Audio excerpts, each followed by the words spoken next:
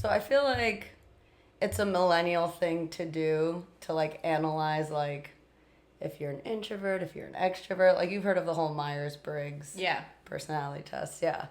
So I feel like my whole life up until recently, I've understood introvert as someone who's just sort of like shy and a little quiet, and an extrovert is someone who's a little more outgoing and gregarious, right?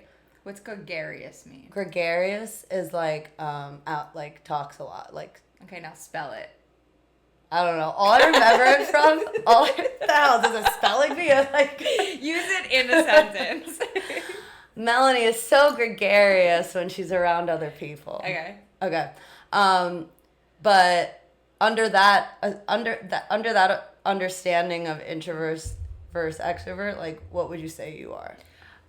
So I always thought I was an extrovert just because I feel like I am a very social person. Right. Yeah. And like, so it's come to my attention that a more accurate understanding of it should really be more like an introvert is someone who sort of gets their energy from being by themselves, whereas an extrovert gets their energy from being around others.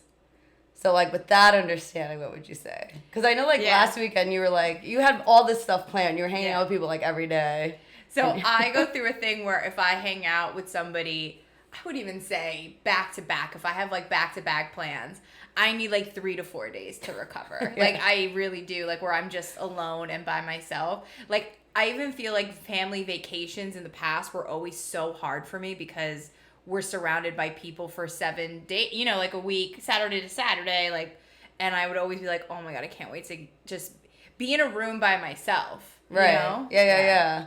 Whereas, like, I feel like I could kind of just, like, take hanging out with people, like, daily. Like, I mean, as a teacher, I'm in a room with, like, 30 people at a time, and I'm just like, all right, let's go. We're doing this. I remember even when this was, like, this summer before we all went to college, you, like, lived at my house in College Point, and I would go to work a lot, and you would find stuff to do around my house, and I didn't care. You know, I would always love hanging out with you. Yeah. But I would be like, you don't want to just, like, go home and be alone?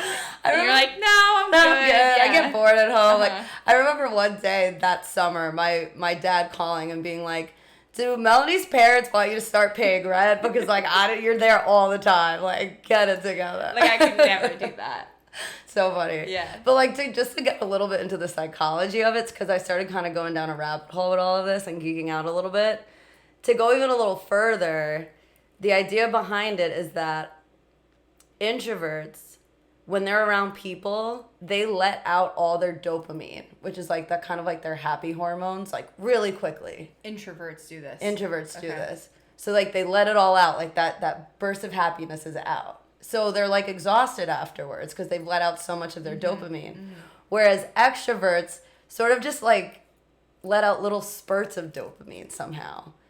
So they still have some like, left build up. I'm sprinting and you're marathoning. Exactly. Right. Yeah, that's exactly it. Yeah. But it's just so interesting because I've always hated the whole introvert-extrovert box. Okay, or just box because, like, for example, like some people, like even my sister, she'd always say she's an introvert, and I really wouldn't understand why. Because around me, she could be chatty Cathy and have all these thoughts and blah, blah, blah. So, like, when you think of it the new way, it makes so much more sense. Yeah, it does. I agree. Yeah. All right. Extroverts and introverts out there. There you go. There you go. If you needed to explain, you just got it. Hi, everyone. I'm Melanie.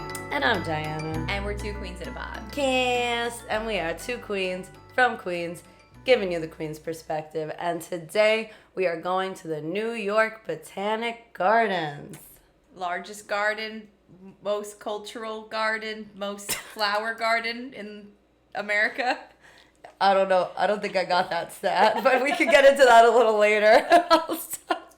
I'll start it off. I'll give you a summary of like the past, the humble beginnings of it all. Not so humble beginnings, but New York Botanic Gardens, abbreviated to NYBG, was founded in 1891, and with the support of the Tory Botanic Society, Nathaniel and Elizabeth Britton founded New York Botanic Gardens. The two of them, Nathaniel and Elizabeth, were both botanists, and they actually had visited London and went to the Royal Botanic Garden and just loved it. They just thought it was the best thing ever. And they kind of bit off of it and made their version of it here in New York. Interestingly enough, the New York Botanic Garden is on where the land is, was originally the Lorillard family's estate, which they ran a tobacco mill on. However, at the time, there was this whole eminent domain thing going on. And if y'all don't know what eminent domain is, it's essentially the government could be like, that's my land. And they just sort of tell you that, and you kind of have to eat it and give your land up. And this was through the 1884 New Parks Act, and this allowed New York to acquire the Lorillard estate. And a portion of that, 250 acres of that, was allocated to the New York Botanic Garden. Now, the first board of directors of the New York Botanic Garden were really into the idea of creating a library and a conservatory.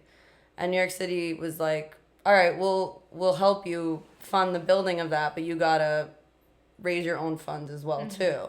So what they did is they put a committee together of like sugar daddies, like people who could raise a lot of money. And so they got J.P. Morgan, Andrew Carnegie, and Cornelius Vanderbilt II to raise that money. And needless to say, they raised the funds, and the museum building, which is now the Lester T. Mertz Library, was completed in 1900, and the conservatory, now the Enid A. Haupt Conservatory, was built in 1902. Throughout the 20th century, for over 100 years, the Botanic Gardens refused to charge admission. But after having to diminish their hours of operations, making countless efforts to get more funding from the city, experiencing disrepair, and pretty much needing to just like fix up the space, they caved in and started to charge admission in 1994.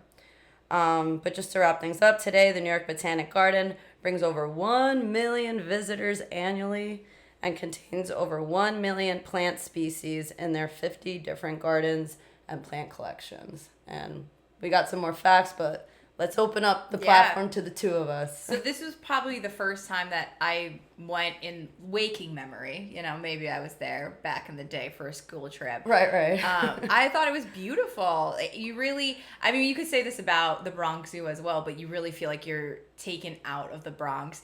But then you have the sirens that randomly go off when you're in there. It's like, you're like, all right, now I know. I remember where I am. I'm still here. But it was really beautiful. I found it, like, when we usually talk about all of these different historical places, the Met and all those places that have like these gorgeous, beautiful, like the conservatory looks, it's just really funny to think that all these rich elite people who wanted to be like Europe, who wanted to have all these cultural institutions that they saw in England and in Paris, and they were like, we need them in New York. And they're just like, I want it. I got it. It's like, I just need it, and they just build it. Yeah, and it's just so interesting, like, it's this sort of research that makes you realize how connected we are to Europe, you know what I mean? And that a lot of the big wig investors and money makers of sort of the beginning of New York and America were like... It's like a full circle. Like, we wanted nothing to do with Europe, but then people grew up in New York or grew up in America and were like, we have literally just farmlands. We need some more things that are like Europe. And then they want to be Europe. Exactly. And like, it's just imitation and realizing that, I don't know, humans sort of want to make their version of nature. Like, I don't know how to explain it, but yeah, I think it is really interesting. And I'm trying to think what other... I kind of want to... Did you do any research into the conservatory and the library? So I know that the library / museum was built before the glass house. The conservatory. The conservatory. Yeah. And that was built in 1901. And I don't believe, from what I was researching, I don't believe like you can explore the museum. Maybe you... It didn't look like that when you get like a ticket for the Botanical Garden. Like, only things in there are like if there's an exhibit in there or something. But like, it is all like scientists and how do you call it? What do you call them? Botanists. Yeah, it's like, so you can get a PhD in that. Yeah. Well, what's interesting, like, so talking about the Lester T. Mertz Library, it is So their library is the United States' largest botanical research library, which goes kind of to your point. I think you need to have like a reason to go in there if you are trying to get into their archives and their books. Like if you're a research, so like a research library means like, I don't know, you can't just be like, I want to walk around the library. It's like you have to have a reason to be there. Yeah. Do you have a green thumb? Like, do you keep plants alive? I haven't tried, and I'm scared to try because I just don't. I don't want to kill a plant. I don't want to be the reason a plant dies. I mean, they're okay. How about you? And I want to be one so bad. I'm not. I go through plants. I have plants behind this camera, and I just had to throw one away today because it was dying. And I don't know how to bring it back to life. I don't know how to bring plants back to life. Abracadabra. So if I see them dying, I'm like, the R.I.P. I'm putting you out of your misery and going away. My grandpa was a really big gardener. Like they had. Neither are you aren't. Yeah. I feel like I mean maybe you need to do research and then you are, but yeah, you have to have patience. Well, maybe you got to check out the library, learn some things, and then that'll help you out. But what is really cool is that the library and both conservatory are named after ladies. Ooh. I really like that. So the library are a lot of botanist ladies. I would have to do the research on that. Yeah, I guess I'm asking you that. No. Yes. Yes, they are. Thank you for asking.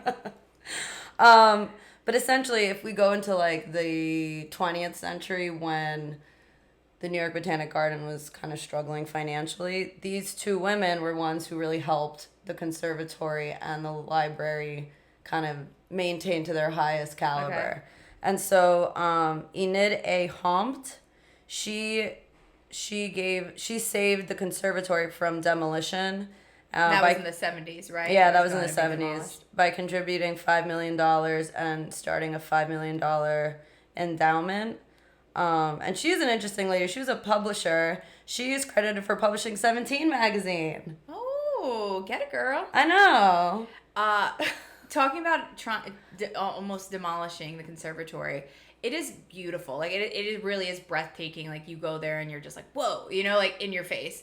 But it kind of reminded me of, I feel like we talked about this before on the pod, but maybe when we did MSG, but demolishing the old Penn Station and how like gorgeous it was. And it's like, how do you see these things and are like, you know what, let's just knock them down. Like these beautiful, like there's like 170 window panels. Like why are you doing that? I know. I think there's like two different types of people in the world. There's the people who are like, they see the beauty in things even if they're decayed.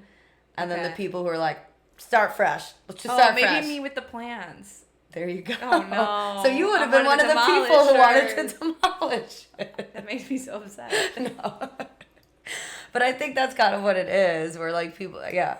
And so she was the one who sort of saved it, and that's why they named it after her.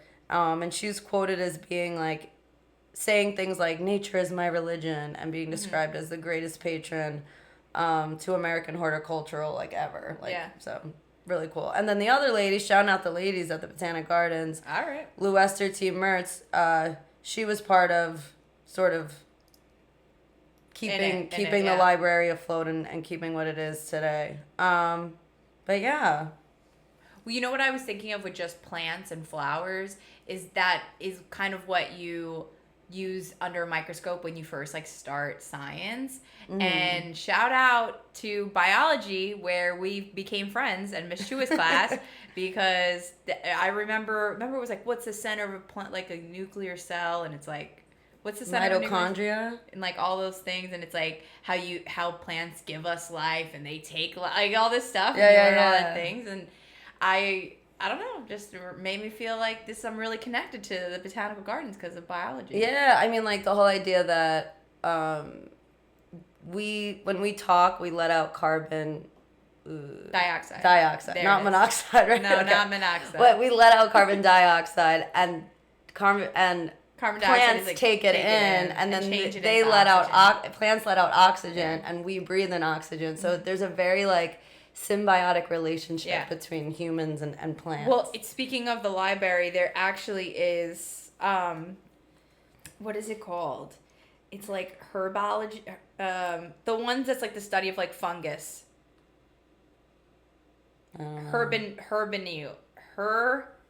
This one. What did I say? Herbarium? Yeah, and that's like the study of like fungi and like mushrooms, I guess. So it must be about us because we're pretty fun guys. The oldest joke in the book. But it reminds me that if I got a plane crash, right? We're on the show Lost, and we get stranded in like the Congo. Yeah. Like I would immediately die. I don't know what plants to eat and not eat. I know. You know. But like talking, I know like I save wouldn't your either. life. Like plants can save your life, and they have like healing powers and all that stuff. You can find crazy things in really plants. can find insane things. Really crazy things. Actually, one thing I looked up, talking about that, finding crazy things in plants. There were garden scientists from New York Botanic Gardens that collaborated with Thomas Edison. Why did I say Ederson? Thinking of Pedersen. I think I was adding garden and Ederson somehow. Okay, so there were scientists that collaborated with Thomas Edison on the development of rubber tires that were made from goldenrod. Goldenrod's a type of plant. So like they had collaborated and extracted latex from this type of plant. It's like it naturally creates latex, and they were able to create a tire from that plant. They didn't end up like using it as a main thing, but it was like it didn't get past the experimental stage, but they were able to like extract it and create tires from a plant. And all of these, I mean, plants, you know, you plant them. You plant the plants and they grow. Yeah, pretty much. But it's such like a non-invasive way to not use like unused resources or chemicals or, you know, to make these things. It goes back to this It's a very natural way of creating things that we have in everyday use, like recycling. Yeah, like everything we need is already here. Like the earth gives it to us. We just can't ignore it. Beautiful. That's beautiful. You know, something about being amongst nature just you're just opens your heart out. Yeah, I don't know. Yeah. I was watching a video on YouTube about the Botanical Garden where it was like the history of New York or something along the lines of that. And one of the curators that works in the conservatory, she was saying how many different species are in the conservatory because of it's a glass. It's what's it called where you like keep things like in a greenhouse? A greenhouse, thank you. Yeah. So like they can control the temperature. They could control the temperature in the greenhouse since 1902 when it was built. Very so it's cool. crazy. Yeah. But she's like, yeah, we can have all these different plants from like South America and Africa. And she's like, you don't even have to leave New York to go to South Africa. And I was like, all right, settle down. Yeah, I was like, all right, I don't like go and see a plant. I'm like, now I'm in South Africa. But it's interesting you say that because when you go into the conservatory, there's like, it's a big conservatory and they're separated into different rooms through like either doors or panels. So it makes sense that those panels are there because I bet you each section could have a different temperature for the flowers that are in it. Right, depending on what the plant needs, like what temperature it needs to be at, which is really cool. People like love flowers and plants, and wasn't there like a plant that only blooms like every 10 years and like people would like go to watch it bloom, and it like smells really bad when it blooms? I don't know what plant this is, but really? I'm sure it exists. Like I think this is a real thing. Yeah, I think there's like, I know that there's like morning glories that will like bud in the morning and then close back up. It's like they kind of wake up every morning and go to sleep at night. This is like a once in a lifetime thing. This one plant. Okay. You know what plant you just made me think of? Just thinking about like really niche plants. Do you ever watch Little Shop of Horrors? But I know the Venus flytrap that like eats people. That's crazy. It eats flies. No. In the name of the plant. In the movie. But yes, yeah. I always think like, I don't know. It's just so crazy. It's like they're magic. They seem magical to me. They do seem magical. You're right. Yeah. Speaking of magic. In Harry Potter, they have a whole plant class where they talk about the different species of plants. And what was that? Herbology. There you go. There was one plant when we were at the Botanic Gardens because we visited. We'll get there. The screaming drakes. Yeah, it looked like that. It was so funny. But yeah, just to get a little more specific on specific plants, their tallest tree is 155 feet tall. Did you know that? And their oldest tree is 275 years old. Well, piggyback off of that for your fun fact, the oldest tree that you just mentioned is in a portion of the Botanical Garden, which is like the something family forest. Oh yeah, That's called Thane yeah. Family Forest. Yep. Which is one of the only untouched forests from even before Europeans came in and ruined everything. But not ruined everything. We're here because of them. But untouched part of New York City. Yeah. It's like an untouched forest. Yeah. And they actually name it after. So okay, I have a little bit of question mark on if it's really untouched. What do you know? Okay, so the Thane family, because it's named after this Thane family, they Are you gonna say that they did touch it? I'm sure they did touch it. Yeah, but they did it in spirits of preserving it. Okay. So essentially, what would happen is, what the Thane family realized was that the forest was crying a little bit because invasive species had somehow gotten there. Why they did or how it did. How? I don't know. Maybe the wind blew too hard. Who knows what happened? Or a human went there and planted Just something like an idiot. everywhere. Yeah, like I don't Sure know. That's probably what happened because we ruin everything. But they realized like that they could touch it a little bit, but in the spirit of keeping it as close to what it used to be as possible. So they took out any non-native species, and then they helped the native plants that had been there since New Amsterdam in there so that it could grow up and like keep it back to what it always was. Yeah, with their peeps, with the people. Don't want to be killing baby plants out here. Nah. So I thought that was cool. Yeah, that's a cool fun fact. Yeah, I think there's also a little bit of untouched land in Forest Park, but this is the biggest, 50 acres of untouched. 50. And you know what's funny? I had a moment of being like, damn, but can't they put like a little path in it so we could see it? And I was like, all right, Dad, that's the problem. That's when it's touched. That's when it's touched, all right? So we went to the Botanical Garden to see they have a whole exhibit, Van Gogh's Flowers, where it's like his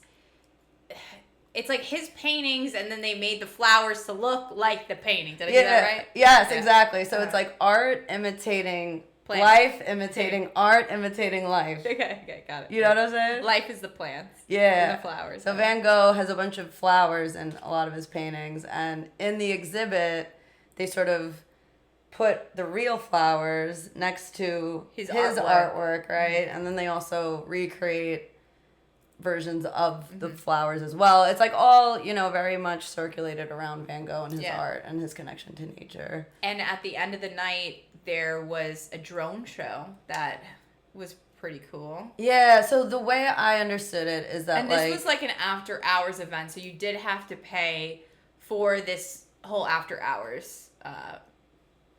Exactly.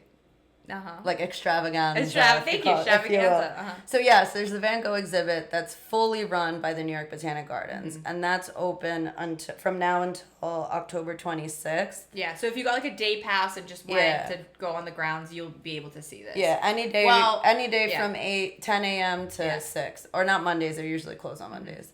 But then, like you were saying, Fever, is that the name of the... Fever is like the ticketing event app. Yeah. I'm sure it's like a something else. Yeah. But they put together these different events. Like they had a Stranger Things exhibit in the Brooklyn past. Navy Yard, and like I bought tickets through them. They're like organizers of the event. Got you. They're like the like Fire Festival. They're like Fire Festival. I hope not. I hope they're not like Fire Festival.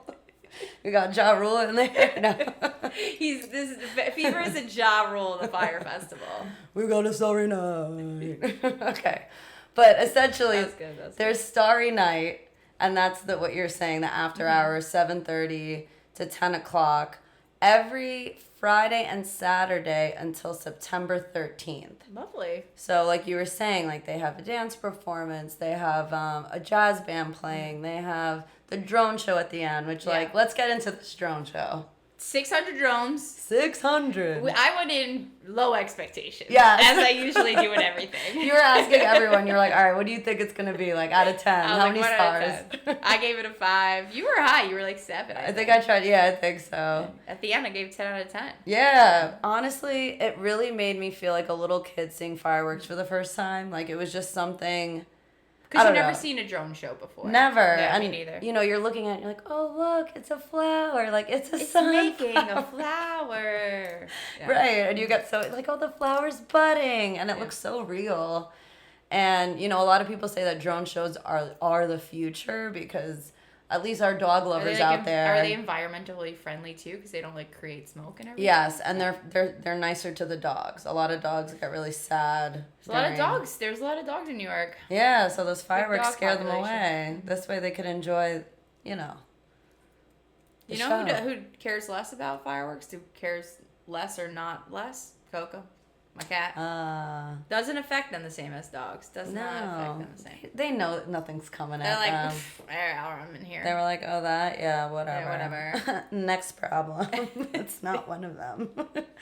What I liked about this after hours was I feel like I paid a little bit less only because I had like a coupon thing, but I think it was like $40. You would know how much was per ticket for the after hours. It was 50 each, but like 50 each. The tickets were $50 each. Okay.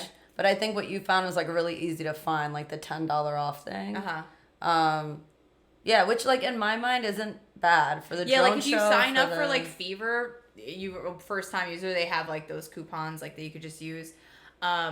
But even if it is $50, say it's $50, a regular admission ticket is like $35. For an extra $15 for this after hours event where they have like, you could buy food, like they have the food trucks out, which they probably do during the day anyway, but they have like drinks out, and it gives you the ability to go into the conservatory and walk the grounds like usual. But it also gave you the drone show. So I thought that was pretty nice. Yeah. No, exactly. But this was my one thing that I was wondering while live music. They had live music. Yeah, definitely. But this was my one question about it all. Do you think we missed out on like, I don't want to say we missed out on a lot, but I feel like having done the research and 50 gardens. Do you feel like they closed part of the garden off, or do you think we just didn't explore the garden? Because I feel like that was because we, first of all, I don't think we explored enough. Something about the after hour event felt like you wanted to stay near the library and the conservatory. Yes. So I don't think we ventured enough, and I think we only scratched the surface on exploring the full 250 acres. Exactly. That's what I think too. When we walked in, for some reason they were IDing you when you walked in. Everyone needed to show an ID. And we had a little mishap with your mother-in-law. Yeah, my mother-in-law her ID or thought she lost her ID. Don't worry, guys. She found it. It was in her beach wallet. Mm-hmm. But at the moment, it was a little scary. It's scary to not see your ID. Her son was like, "Oh, Mom, don't worry about it. Don't worry about it." Like, she was getting all upset. And the woman's like, "You need to," like, what'd she say? "You need to worry about it. I need your ID." Like, they were like bouncers at the club. Serious. But what were they checking? Did you have names on the ticket? We did not. Yeah, so what was the ID thing? I have no idea. All right, the ID situation at the Botanical Garden was a little odd. Really weird. But just so you know, bring your ID. Treat it like you're going into a club. So we're walking, and we got on the thing of we were looking at the agenda, or where like there was going to be like performances and stuff. The agenda, yep. So we had about like half hour before these one dancers came out, and we were just chit-chatting right at the gates, the opening gates, of like, oh, maybe we should go get like a drink or something. Yeah. And these women in the back were like, the drinks are by the conservatory. And we were like, thank you. Thanks. Everyone was so friendly there. Yeah. But like, I think that's members. why we just gravitated towards that area also, because we were like, oh, the drinks are over there. Because in the research, I saw that the Bronx River goes through the Botanic Gardens. I didn't see the Bronx River. Yeah, and your mother-in-law said that there's a waterfall there too. I know. We missed the waterfall. Okay, the one drawback about the after hours thing is that I feel like it brings you to that one place. Mm-hmm. But I think because all the activities are there, so you're like, oh, I want to see the dancers. Right. So my advice is like, if you do the after hours thing, don't go to the main stuff first. Like, kind of look all around and then go to the And see it as and the grand I think finale. you could get in at 6 o'clock. Like the event starts at 7, but I think you could start to go in at 6. When we went, we got like parking really easily in the parking lot. Like there was not a lot of cars there.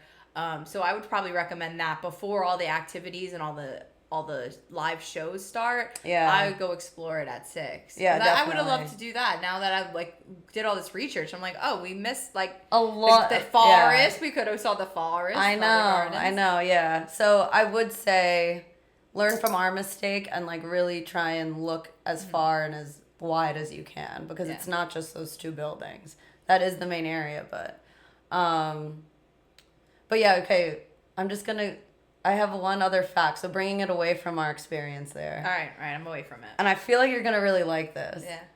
And it kind of tails back into somehow, when we were talking about how I would like hang out at your house all the time. Mm-hmm. So it was at the New York Botanic Gardens that a botanist, his name was Alexander Pierce Anderson, he invented puffed rice. Do you know what puffed rice is? So I saw this fact, and I did look it up, but it also says that it was like created in Asia. So I don't know. Do we believe this? Maybe it was one of those collective unconscious things where like it was being created at the same time by 2 different people. But puffed rice is basically Rice Krispies. And I feel like, I don't know why I have this memory of at your crib when we were in high school, like you were like the Rice Krispies queen. Like you loved making Rice Krispies, and you threw like M&Ms in there. Yeah. Am I having a good memory? I love making Rice Krispie treats. Those are called Rice Krispie treats. Oh, sorry. Rice Krispie is like the cereal. That's true. But I have a incredibly ridiculous Rice Krispie cereal story. Just cereal. Yeah. Not the treats. So I grew up a very extremely picky eater. And not in like that I just had chicken fingers. Like that's not what me as a picky eater was. Like my picky eater was like, I was very specific about things. Like my like things bread needed to be, things couldn't touch. That was one of them. But like the butter on my toast needed to be a certain way, like those kind of things, like very specific picky eater things. Okay. And I don't know how it started, because I don't know why my mom would let me do this, but the Rice Krispies, the puffed Rice Krispies, we would put sugar in them. Okay. So here's my bowl. Also another picky thing, I couldn't have milk in my cereal. I hear that though. I hate the soggy cereal. So I would eat the dry Rice Krispies with sugar. And then when I would eat all the Rice Krispies, there would just be like a pound of sugar, because I would just like throw it on there. Yeah. And I would just like eat spoonfuls of sugar. No, you wouldn't. Swear on my life. So until I was like 8, and I was like, why was my mom letting me just eat this like spoonfuls of sugar? Well, a spoonful of sugar makes the medicine go down in the most delightful way. I guess because there's also no sugar in Rice Krispies. It's just puff rice. So like, it wasn't like I was eating Captain Crunch, which had the sugar already in it. True. So wait, there's no sugar in regular Rice Krispies at all? No. Oh, interesting. I don't think so. They're just like, they're just little snap pieces. That's so funny. And speaking of, I don't eat my cereal with milk as one of my, picky eater things. And I'm not a picky eater anymore. I really am not. But one of my prompts on Hinge, like there's like Hinge prompts, like the dating app Hinge. Yeah. And you could write like a funny thing about yourself. And my most guys will comment about this is my prompt is, I eat cereal without milk. And what do people say? Oh my God, how could that be? Blah, blah, blah. Like every guy messages me about the cereal with no milk thing. Everyone. That's so funny. Has anyone agreed with you? Yes. Oh. Yes. Those are the ones. No. You know what? I, as a kid, have vivid memories of putting milk in my cereal, taking 2 bites, and then absolutely hating it after, and like having wars with my parents about like finish it, and me being like, I am finish not it. Finish it. And me being like I'm not doing it. I'm not doing it. No way, no how. And I put my foot down on that. You put your foot down on the cereal, the soggy cereal. The soggy cereal. Yeah. It's disgusting. It's disgusting. You know what I could understand doing? Like a little bit of cereal and then having a sip of milk on the side. Are you a cereal person now? No, I'm not a cereal person at all either. No, and I think it's because of those memories of soggy, of the soggy cereal. I'm done.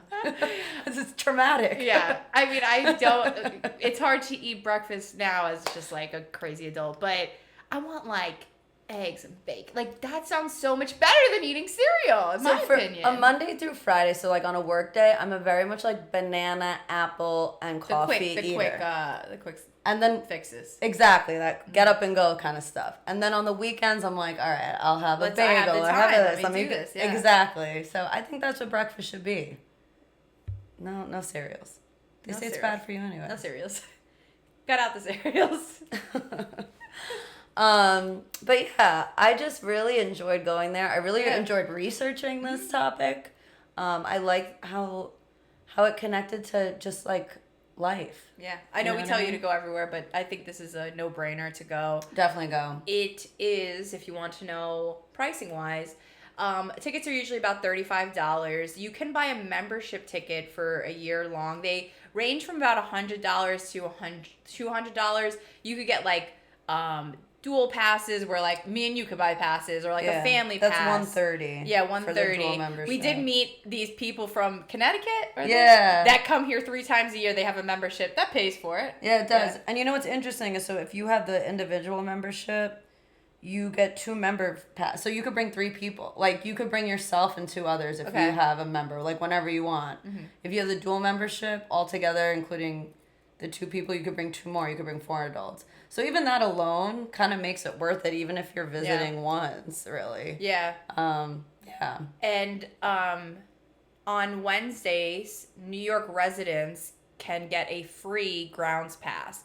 But the grounds pass does not include going into the conservatory or like the any exhibit that's happening. So you're it is what it is. It's just the grounds pass. Yeah. So I mean, if you want to do something free that's outdoors, I mean, that's your option.